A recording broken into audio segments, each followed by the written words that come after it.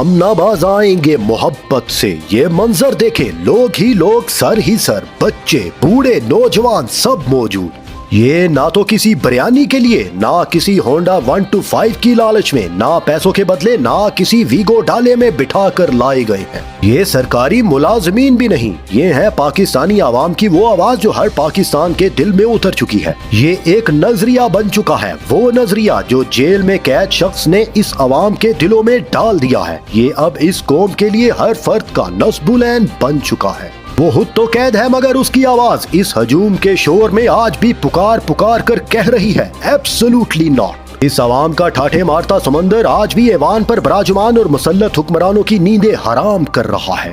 اس قیدی کے نظریے کو دبانے کے لیے ظلم و ستم کے پہاڑ توڑے جا رہے ہیں۔ جبری گمشدگی، لاپتہ، زبردستی پریس کانفرنسز، حق گو صحافیوں کے قتل اور زبان کاٹنے کے اقدامات، پی ٹی آئی کے لیڈرز کے کاروبار کو تباہ کرنے جیسے اقدامات سب کیے جا رہے ہیں مگر سب بے سود، سب ترغیبیں ناکام ہوتی جا رہی ہیں۔ جیسے ہی الیکشن قریب آ رہے ہیں یہ قوم اس قید شخص کے احسان کا بدلہ چکانا چاہتی ہے، کیونکہ یہ قوم جانتی ہے وہ ہماری نسلوں کی جنگ لڑ رہا ہے، وہ ہماری نسلوں کی خاطر قید کا جبر برداشت کر رہا ہے۔ وہ قید ہو کر بھی قوم کو پیغام دے رہا ہے، میری قوم، میں اپنی جان دے دوں گا مگر کسی صورت سر نہیں جھکاؤں گا، کوئی بھی سمجھوتا نہیں کروں گا، میرا مقصد لا الہ ہے، صرف ایک خدا اللہ، بس اسی کے آگے جھکتے ہیں اور اسی سے مدد مانگتے ہیں۔ آج یہ دیر کے مناظر اس قید شخص کے ایک ادنا سے سپاہی شیر افضل مروت کے استقبال کے ہیں۔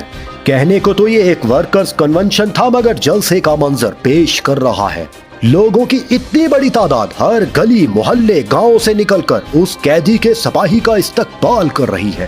کیا ہی منظر ہوگا جب وہ قیدی باہر نکل کر اس عوام کے بیچ میں ہوگا۔